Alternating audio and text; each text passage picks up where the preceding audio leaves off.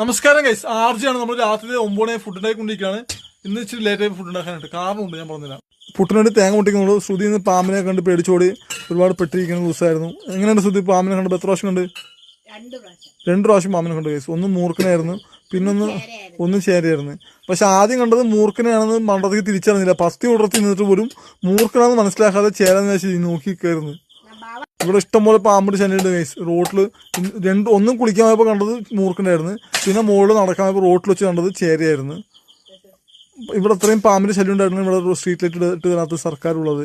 അതാണ് ഇവിടുത്തെ പഞ്ചായത്തിലെ മെമ്പറും വാർഡ് പ്രസിഡന്റുമായ പഞ്ചായത്തിലെ പ്രസിഡന്റും വാർഡ് മെമ്പറുമായ വ്യക്തിയായ ഓമന അഥവാ ലളിത എന്ന് പറയുന്ന ആളാണ് ഞങ്ങൾക്ക് ലൈറ്റ് ഇട്ട് തരാതെ ഞങ്ങളെ പറ്റിച്ചുകൊണ്ടിരിക്കുന്നത്.